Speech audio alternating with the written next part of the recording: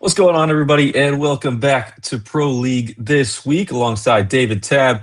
I am Hugh Green. Thank you all for joining us once again.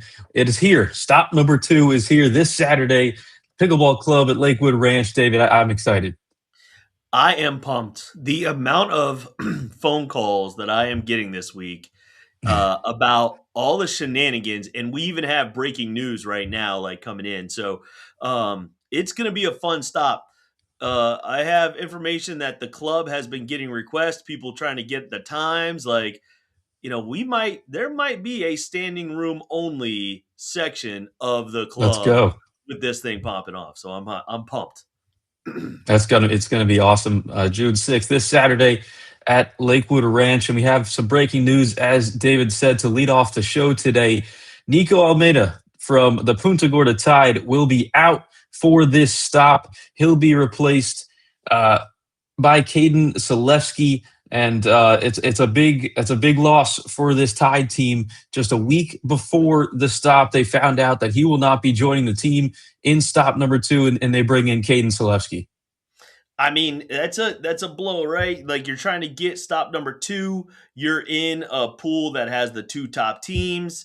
And to find out this kind of late notice, we're still gathering a lot of information about what happened and what's going on. But Nico not being there is gonna be an impact. Caden, a Mhm. local boy, so he actually is in that area and a highly touted player. It's funny, we talked about him last week that he Yep. was in there playing challengers and really getting one of the highly touted prospects, maybe even like a snub there in the draft, is gonna get a chance right now to show his skills in stop number two against the two best teams in the league, and see what he can do.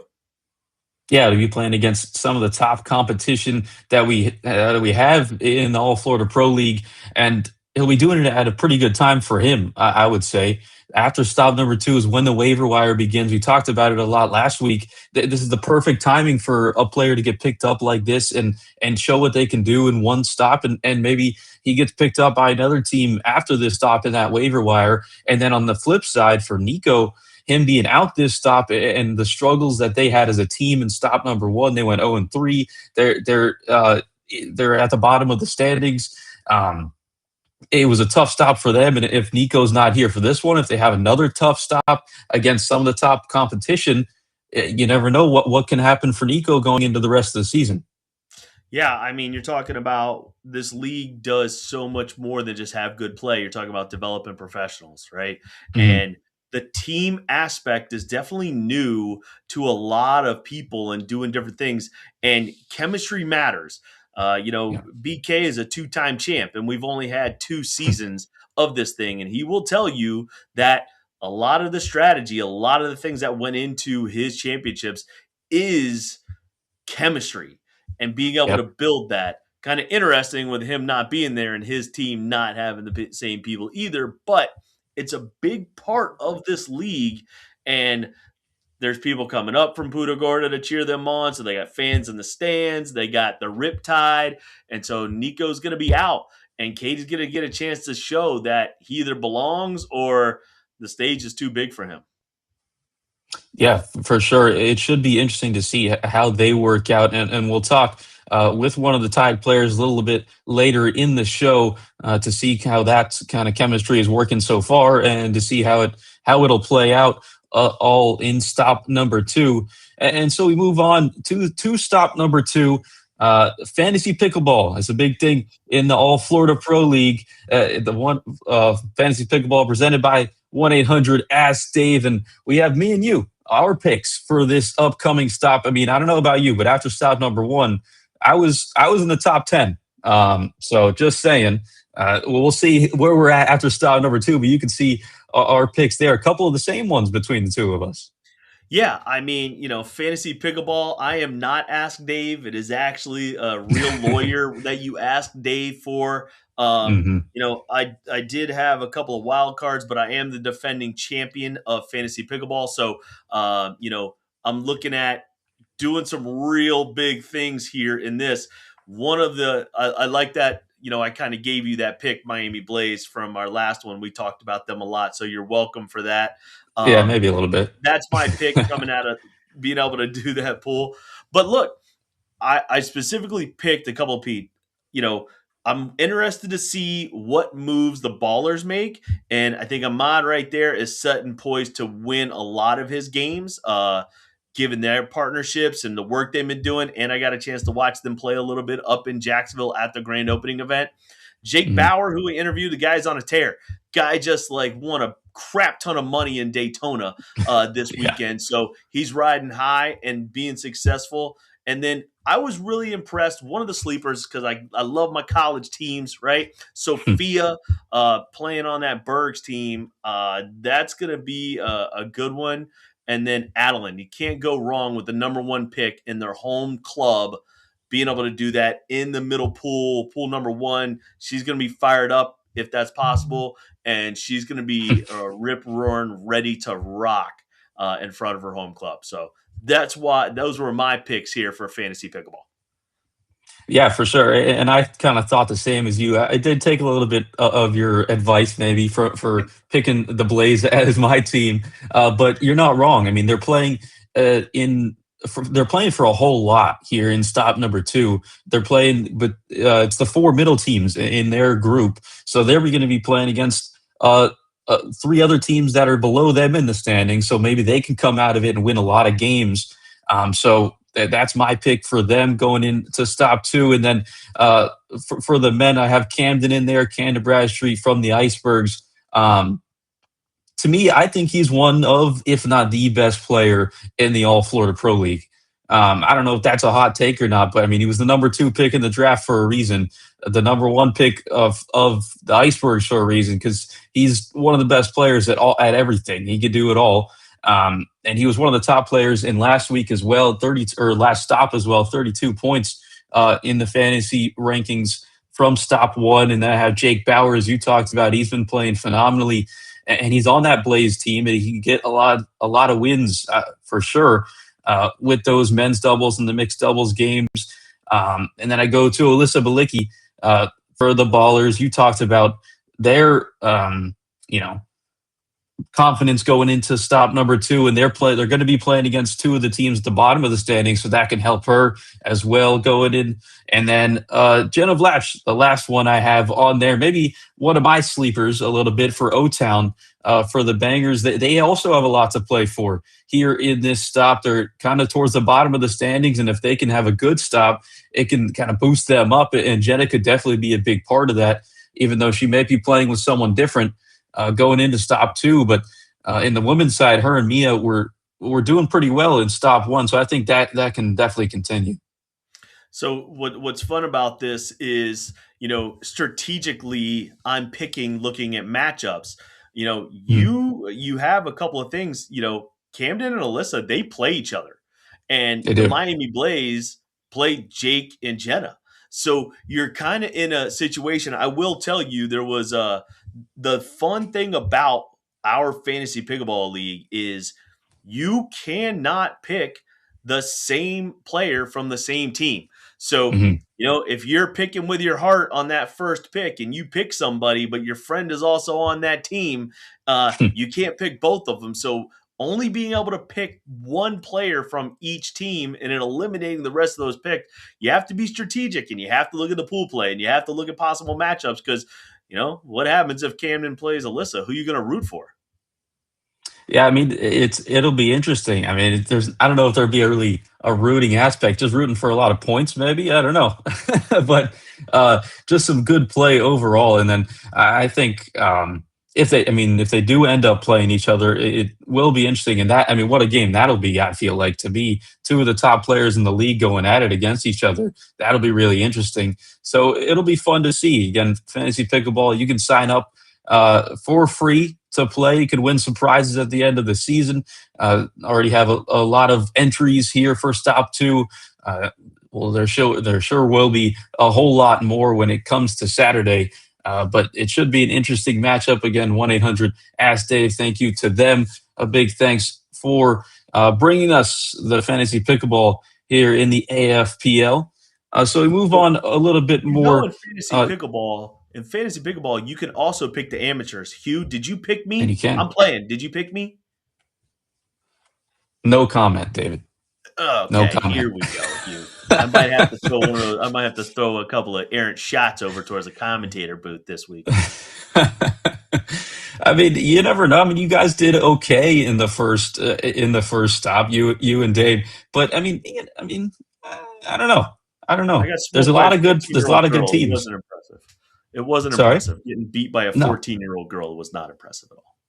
not so much. And you know that you got to take that into effect when you're doing your picks. So I mean, that's all I'm saying. If you're picking amateurs and you're trying to pick your friends, you might not come out on top. Yeah, but you can show them that you picked them and you believed in them. It'll make it less awkward at the courts the next day. That's very true. Very true. So we move on again. I was talking about the bangers a little bit earlier with Yep. Jenna and their abilities coming in to stop number two. They're in sixth place right now. They went 1-2 and stop one, 5-10 in the game. So they were in a lot of the matches that they played. I mean, going from them, it's going to be a whole lot different for them in this stop.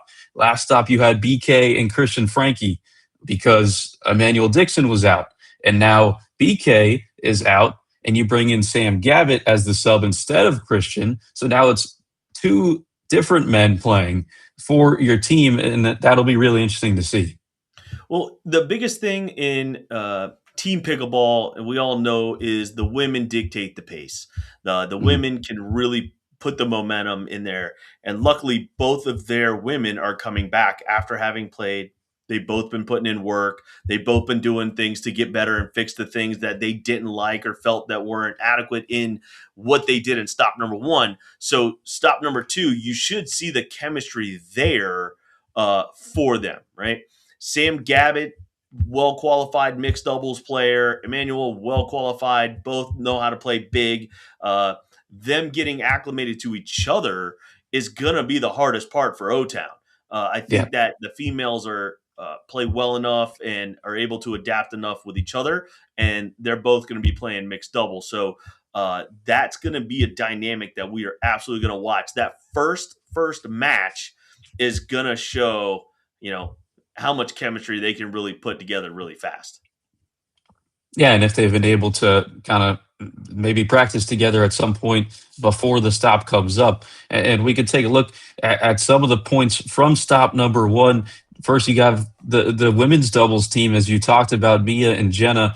Um, I just when I was looking back and watching some tape, their movement together seems like they have that chemistry that you were talking about. One of the things you see right there was Mia being able to come in over and take the forehand, right? Jenna hitting a one-handed backhand return was a little bit different. I think that this was one of the early matches, so normally she would hit that two-hander because she has probably the biggest two-handed backhand in the league. And so you see Mia come over, take that ball, and then them exactly. You see the hops at the same time, the camaraderie right there on the put away.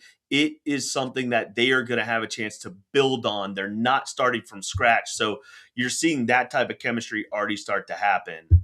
And the guys will have to just step into some of that stuff. Yeah, and here's a mixed doubles point for you. So this is Mia and BK playing together. I mean, this was a phenomenal point. They didn't win this point in the end, but just the movement from both players. I mean, you see BK come all the way across, and then they switch. That's the chemistry that you're going to be losing without BK in there. Um, but it was a great point. This one, I mean, it lasted forever. In the end, Mia sent it wide off the speed up from Nico, but that might be something that you might not get that in stop two from Mia and whoever she partners up with in mixed. I know that they had, a little bit of a rough start to it, but Mhm. BK plays really, really big, and so does Sam. Sam plays really, really big, so that might be a good fit for her. He's a little bit silent, but he plays a really, he's got a big trunk, so he can move it around a little bit. And Mia's a good scrambler, so if she can Yeah. find that intensity the entire game that she's playing with maybe Sam, it's gonna be one of those things where they can definitely work well together. Emmanuel coming in, is athletic and has the ability. So it's going to be unique to see what she's going to do. Jenna, on the other hand, plays a little bit more solid on the right hand side, and Mhm. with that big two-handed backhand that she has, you probably want the male partner to be a little less dominant than with Yeah. Mia. So those are things they're going to have to dialogue and talk about. And when we throw out those first mixed doubles, we'll know exactly what they're thinking. Hmm. And we go on to a third point from there, and this is the other mixed doubles. You see Jenna on the right there. She didn't really get involved in this point, and it's interesting that you say you might need someone who is a little less aggressive on the male point of view, because you see in this point she barely hit the ball. I mean, she didn't get any chances at the ball. It was her male partner that was coming from the left side and taking every ball. So we'll see if they still have that same chemistry with whoever her partner is, whether it's Emmanuel or it's Sam. Anytime she gets a chance to full send a two-handed backhand, I'm getting out of her way. Guy, girl, does not matter who is playing the left. If she gets a chance to absolutely stroke that thing, uh, that is what she should absolutely be doing. I mean, that's one of those things where, you know, the chemistry starts to come into play. It's Mhm. they don't have it yet. So whoever's playing, like, that thing could definitely do some damage to a wrist or a finger or anything on that paddle. Yep, that could break a paddle for sure. Oh yeah, that could put a hole in it, just right through the middle. Just you come out and yeah, wait. Now I need a new one. Right? We got those dwell pickleballs tend to take a beating when she's on the court, right? Oh, for But sure, all scuffed you know, up. it's fun watching some of those points. You see the scramble ability, but you also got a chance to see BK kind of being BK in that. And what's missing when you take your number one pick, your captain of the team, off of the court and away from the stop in general, I'm sure he's going to be watching the live stream Oh from yeah. wherever he's at. I have no doubt. But you're also missing that sideline general, right? The guy Hmm. who's there, cheering you on and doing those things. I mean, who steps into that role? Is it Yeah. Jenna? Is it Mia? I mean, you're gonna have two guys that it's their first stop of the year, and you Hmm. saw. We talked about it it's some of the worst pickleball you can see when those first matches happen, and Yeah. they're not getting a first shot. It's their first shot. So if I'm looking, if I'm a player, I'm hoping I play O Town first. Yeah. No, there's no doubt about it. You talk about the missed opportunities on the sideline from BK. Um, and it's interesting because, I mean, sometimes when you see it, when you're watching a team play like this, you see if someone from the sideline, maybe if their partnership's struggling on the court, they're on the side and they're saying, hey, call a timeout. Let's talk things over. They go on the court, they give them a couple pointers, maybe some things that they're seeing they're doing well or not well. And he's a guy that does that. You could see it while watching their matches. He's the guy that goes in there, he calls timeout, he tells them to call timeout. He's like, hey, we got to talk things over. We got to get things straight. But now you're going to miss that. And that's a really big, important piece of the team play that you have in the AFPL. So, yeah, I mean, it'll be interesting to see because you wouldn't think that Sam would probably not be that kind of voice because he's the sub coming in. He's not accustomed to playing with these players necessarily. And then Emmanuel, I mean, he's probably practiced with the two women on his team, but he hasn't been on the live stream, in front of a bunch of people in an atmosphere like we're going to see in Lakewood Ranch indoors. All the noise that's going to be in there, so many people, hundreds of people are going to be there. All the fans. If they're playing, let's say they're playing one of the teams that have all the fans there, it'll be interesting to see for sure. I know we've had a lot of dialogue around Orlando. They love watching the show because it gives them good bulletin board material here, and they use it to fire themselves up. But if you're in that pool, right, you have a team like Lakeland.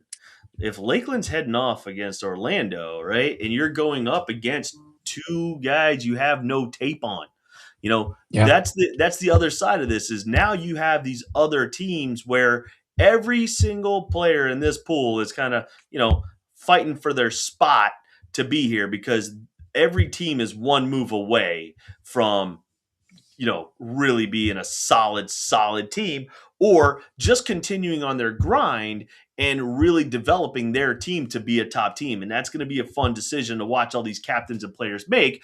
But, it's you've got to face now a team that chaos happens. And Yeah.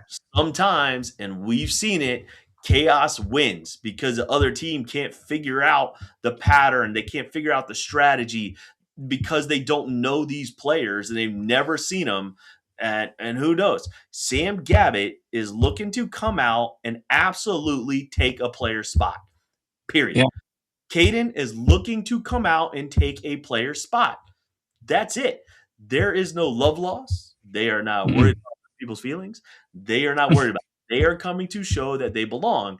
And Emmanuel Dixon is coming to show that he belongs too because it's his first stop. It's the first time he's having a chance to put down tape. So you have two players that are going to flat out bring it. It's just a matter of how fast they can figure it out, man. Yeah, it's for sure. And then they're going to be it'll be interesting to see another thing. I mean, who plays left, who plays the right with Sam and Emmanuel? Because I mean, BK is the main guy for their team. And we haven't seen it because he hasn't played with Emmanuel yet here in this season. But you would have to assume that he'd probably be the left player because he's that alpha dog, kind of the number one. He's the number one pick. He's the former, probably two-time MVP of this league, won the championship the past 2 years. So he'd Yep. probably be the left player, and Emmanuel will be on the right. But now with a sub coming in and Sam, you talked about Sam being a hard hitter like BK. Will he take over that role and play the left side in the men's doubles? And will Emmanuel kind of hinder to him and be the right side player again? Or will Emmanuel be like, this is my team. I'm on this team. Sam, you're the sub. You can play on the right. I'll play on the left, and I'll be the more the aggressor. Well, and like you have two other teams, right? You have Sarasota, and you also have Lakeland, which we don't talk a Yeah. lot about because they've been kind No, of that silent, just steady Eddie going along their way. Sarasota pulled out some good wins. They had they some did. really good match play. The first one was atrocious. We all knew that was going to happen, but like they, I think one of the captains or fans was like, "Hey, man, we might have to send him back to learn to play." But no, they had those are two teams that are poised now. They're experienced. No shakeups, no Mhm. moves, just a little Yep. bit of adjustment. So those two teams are only getting better. We talked about Miami, and we're talking about what O Town's going through, but Lakeland and Sarasota are there, and they're in the middle of the pack because they're good teams, and now they've had more time to work together. So I'm pretty pumped to see exactly what happens with those two teams as well, because you're talking about Michael Shaw, uh, Drew Holder. You're talking about the Lunds are playing together. I know Mhm. that they are going to want to represent well, and Matt is going to want them to represent well because of the fact that they live, breathe, train, eat, spend their entire time at that club in front of their home fans. Yeah, I mean, it'll be a really fun pool to watch. There's no doubt about that. We'll see some fireworks. We may see some team chemistry issues. It'll be interesting for sure in that pool. And we talked about it a little bit earlier, but our interview today, it'll be with Ariel Neely of the Punta Gorda Tide. She'll be playing with a new partner coming up in this stop, as we talked about on the top of the show, Nico Almeida being out for this stop. They bring in Caden Sofleski as the substitute, and Ariel, who a former tennis player, as you see there, all conference or ACC all conference. She played at Louisville, played at FAMU, a big tennis background. Now she comes into the All Florida Pro League and with the Tide this season. Yeah, I mean, and the number 3 overall pick, Punta Gorda had him high. I know she's been so talked about.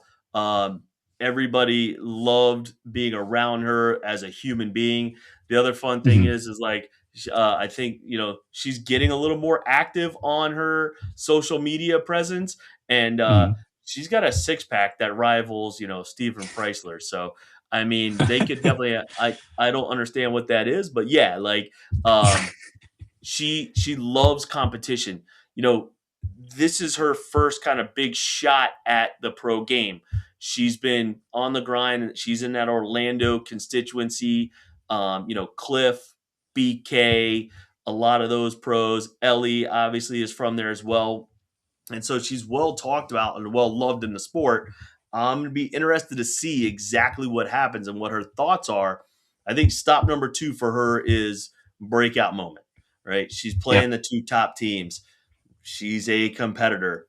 Um, One of the differences between this league and tennis and where she's coming from is in tennis, you get to start on like a line 5, line 6. You get to start on the bottom half of that team as a freshman, as a sophomore, and work your way up. In this league, Mhm. man, you're front and center, right there, line 1, prime time, and you got to perform. There's no acclimation process to No. wean you into the stop. You're full go. And that's why I think stop number 2 for someone like Ariel here is going to be, truly tell all. Yeah, for sure. And she was one of the more emotional players that I saw on the court in stop one. We got to see her on championship court all 3 of her matches because they were playing in Punta Gorda at their home facility, a new team into the league at a new stop at a new place. It was really fun to see her kind of get into it after that first match. Maybe as you know, we've alluded to it a few times. That first match was a bit of a struggle for all the teams involved, and the Tide, It including. But the Tide, was. they didn't have their best play in stop one. They went 0-3. They're kind of at the bottom of the table, but now they come into this one and they can make some waves here. Um, no pun intended, but they could I make some think you did waves. The mean to do Tide. that. I mean, yeah, I think you did mean to do that. That was really bad. Um, no, it's the Punta Gorda Tide. A lot of newness. You have Mhm. Ariel's new, Savannah's new. TC's been with the league before. Obviously, the change in Nico ain't helping, but TC's been a year out. He didn't play last season. And then you have new ownership. So they're all finding their rhythm. All And right. Well, we like to welcome Ariel Neely to the show. Thank you so much for joining us, Ariel. How are you doing today? I'm doing well. Can't complain. It's not rainy here today. How are you guys? we're doing great. We Doing love seeing great. that big smile. Yeah, lights up the screen for sure. Ariel, you come in to stop number 2. You guys had a little bit of a rough stop with the Tide in stop number 1. And now you come in and you're going to be missing Nico. Nico will be out for stop 2. We talked about it a little bit earlier on this show. So how does that kind of affect you and your whole team's kind of chemistry and going into stop 2? Yeah, you know what? Obviously it's going to be tough missing Nico. We're all very strong players, and we've been building that camaraderie even before we stepped on the court, just in group chats and reaching out and hanging out and making sure we knew each other's game style. So, yeah, it's going to be a tough one without him, but in the same way, just kind of in contrast, we're going to be strong and we're going to be good because the personality's there. Like, we're just willing, and open to having Caden on the team, excited to have him. He seems like a great guy. And, we're flexible. We're amenable to change. We persevere and we fight. So I'm looking forward to having Caden on board and seeing how we mesh. But we're excited for him. And so, yeah, but we'll miss Nico for sure. So, Ariel, you've come into the league. You're number 3 overall pick, but just kind of a new face in pickleball. We know that you have a big tennis background, but tell us a little bit about you and what you did and how you found pickleball and what it's been like getting into the sport. Yeah. So just kind of my background. Definitely was a multi-sport athlete. My single-parent mother had me in every sport you can name. So I started off. I played Olympic development soccer, transitioned over to tennis at 15, which was later into the sport, evidently. And then yeah, just after tennis, I was that athlete who was not done with like the workouts, the gym sessions, the practices. I missed that. My heart missed it, and being at the gym 24/7 wasn't for me. So I really wanted to. Well, let me go back a bit. So I tore my shoulder playing tennis my 5th year, right? So I had to get my surgery. Wasn't able to play professional tennis because the overhead service motion was just bothering that shoulder still following my rehab. So a couple friends who were playing tennis back at Louisville, where I went to school, Mari Humberg, I'm sure you're familiar with. She kind of helped introduce me to the sport, and a couple others who are currently on the tour. Riley Bonard's mom, and I was like, this pickleball thing, I just kind of had the the outlook that this is for older people, don't really want to get into it, but played for the first time, and as you know, it's history from there, right? So I was locked in. But yeah, no, just coming from a multi-sport background, and I'm currently a paralegal, in between jobs, so taking some time really to focus on the pickleball aspect. But yeah, just a lover of all things fitness. Yeah, for sure. And now you come into the All Florida Pro League, your first time here in the league, and you're the number 3 overall pick. What was kind of going through your mind when you saw your name called, and what kind of added pressure does that maybe bring to you being the first round pick of your team? Right. Well, for me, honestly, I came into the combine, and David, we kind of discussed this, but very humbly. I've only been playing for a few months, so I started back in 2023, got about a month and a half, and then took a break after being ill for a bit, and just came back a few months ago to the sport. So I went into the combine I have nothing to lose here. I'm excited to meet some new faces and do something I love. So yeah, honestly, it was a shock. It was a shock. I know I put forth my best foot and gave it everything I had, but it was a shock, and I was very grateful. Still am, obviously, for the opportunity. In terms of pressure, there's always pressure, right? You can't compete in a collegiate sport without the pressure, so I've learned to embrace it. I love it, and I play best under pressure. So yeah, it's just going to be, I know it's going to be a grind. I know everybody's hungry, and I love to see it, but I play my best in those conditions, so just looking forward to continue on in the season. So one of the things that is glaring is the tennis background, but you come from college tennis where it is a team environment. One of the aspects of that, obviously, team chemistry, and you probably dealt with all kinds of situations, especially in that level of sport. But also, too, is in tennis, we talk a little bit about you can start off on a lower line and work your way up into those higher lines. One is what has being on team pickleball and tennis translated into the All Florida Pro League, but also what's the differences? What do you find is different about this type of environment than that? Mm-hmm. Yeah, that's a good question, David. For me, the biggest thing. That's what I do is good questions. He's like, that's my thing. Yeah, so transitioning in, as I kind of hit on before, but just emphasizing I know how team chemistry and camaraderie plays a huge role. You can have a team full of talent, and it's if they don't mesh well, if they're not cheering for one another, if they're, not willing to play and get through the tough moments together, and that's spent both off and on court, right? You're not going to have a good season. You're not going to have good success. You may be able to have it individually, but as a team and being coesthetic, it's not going to be there, right? So that's why it was really important. And I do have to shout out my coaches, Ivan and Sharon, because they've done an amazing job at just throwing us in a group chat, getting us, to the combine, or not to the combine, but to the first stop prior to the event, just to meet each other face to face, and for me, my partners and I, and just the team in general, we're sending silly gifts, Instagram posts, and things like that, because at the end of the day, they matter more than you think they do when it comes to do I really know and trust this person when we're tight in a match and things like that. And it's just or being able to crack a joke when we're tight. Those type of things translate to play. The difference is, though, first of all, this rally scoring. I have never just the thinking quickly on your feet, right? In tennis and having 2 sets, yes, you do have to do that. But it's you have time. You have time. You're not losing points it's just very different. It's an adjustment. I know for the team to do the rally scoring. That's honestly the most glaring difference that I've seen.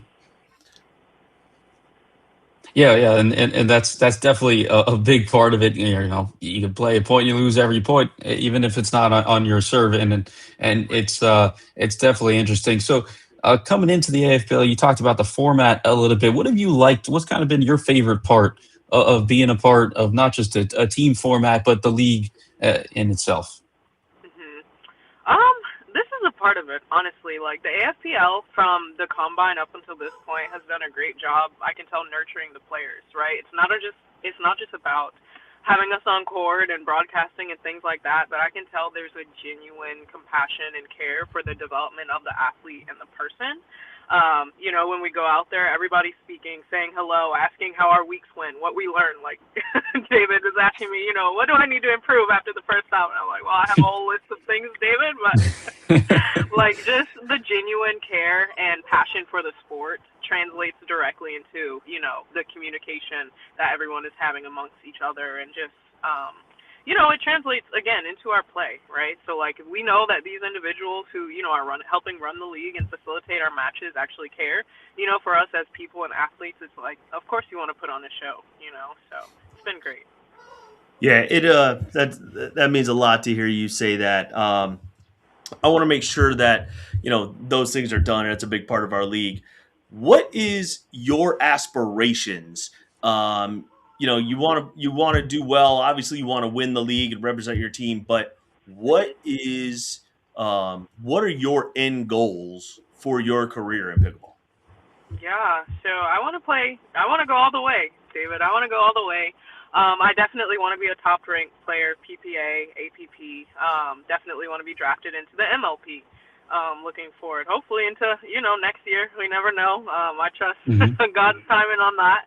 But yeah, I definitely want to play professionally, above the pro league. The pro league is a great first step for that. And I'm, just like I said, the marketing and everything that's been here and the connections that I've been able to make are amazing. But continuing on to MLP, PPAs, APPs, I'm going to be doing this summer and being top ranked in those. That's going to be a fun journey. It was definitely fun. I was hoping I would have seen you out at Daytona last weekend, seeing all the All Florida Pro League players playing with each other and against each other. There's something special in that, and I know that you thrive in that type of environment, and it's something that you cherish. You mentioned your faith, right? You thank God for a little bit and God's timing. How much does faith come into your presence and what you're doing on the court and your journey as a whole? Yeah, for me, it's everything. It's everything. I believe I'm here for a reason, and at the end of the day, we all have individual goals, but it's going to come down to, what is my purpose? I want to impact others. It's not just about me.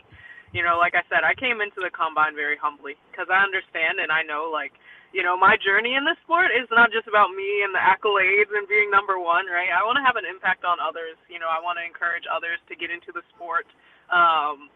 I come from a marginalized community, so just being represented in the sport is a cool thing, and whatever is designated for me, I'm happy to be here. And if it ends at this, with the pro league, which I don't think it will.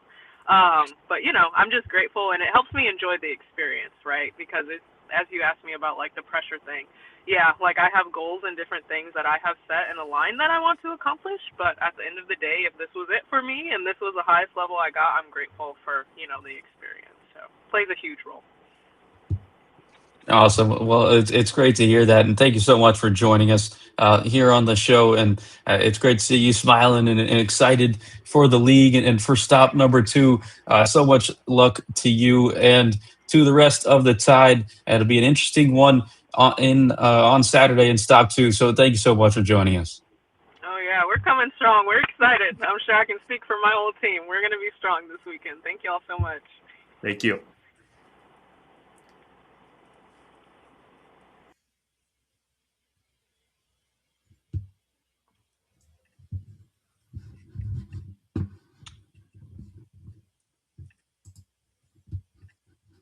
There you go, Hugh. What a great way to do that, man. That was good stuff. Just an incredible human right there. Is Ariel. She does such a great job of just representing the sport. I think she's going to be I think she's going to be a superstar. It might not there's be no doubt 100% about on it. the court, but she's definitely going to be a star some way in this sport. Yeah, for sure. You could just tell by the way she carries herself, right? She has that professional mentality, and people like her, right? She's a likable person, and you can just tell by having that conversation with her that she's someone that people will enjoy watching and just talking to and being around. So it's great to see, and she's the perfect player to have in this league, and she's kind of the epitome of the All Florida Pro League, isn't she? Yeah, I mean, you talk about it was cool to see her recognize that how much work goes into the league to truly help these players. Yeah. But also, there was those notes of, yeah, folks, I'm a competitor and I'm coming out to absolutely take some names. Oh yeah. And I don't care who steps across from me. I know what I have to work on, and that's what I'm going to do. And, her entire athletic career has been nothing but that. She threw out a couple of names there. Mari Humberg, bringing her into the sport, that's a pretty big name to throw out. If that person has confidence in you, that's a, high level Major League Pickleball PPA pro that sees something special. And Riley Bonner is a phenomenal player, a top player in the APP tour. If those two players see something, there's something there for sure. Yeah, for sure. I mean, and you could tell just from, I mean, not just to have a conversation, but her background and her success at every level that she's been on, or that she's been at. I mean, Division One tennis, you're one of the top players in not only the country, in the world, if you're playing Division One tennis. And now you come in here and you're playing pro pickleball again. You're one of the top players in the world. So it's really great to see, and for such a great person as well. And it was great to talk with her. So David, going into stop two, what's kind of one thing that you're looking forward to? One thing maybe we haven't talked about. Stop number two that you're looking forward to on Saturday. One of the key aspects for me about stop number two is how teams are going to handle the environment. Punta Gorda was, a good, fun, people cheering, but the minor league was off on one side. This thing is going to be packed. It is going to be a completely different environment. You are going to see players handle this, good and bad. So, we haven't talked too much about it. Along with that morning pool of the middle teams, Lakeland, Sarasota, being able to do this. But how are these players who have never got a chance to play on center court in front of hundreds of people? That's going to happen on Saturday. Yeah, hundreds of people indoors, hundreds of people on the stream as well. So it'll be exciting to see how they handle that pressure for sure. So for David Tabb, I'm Hugh Green. Thank you all again for joining us. Pro League this week. Stop number 2, June 6th, Pickleball Club at Lakewood Ranch. Hopefully you can join us there. If not, join us on the live stream.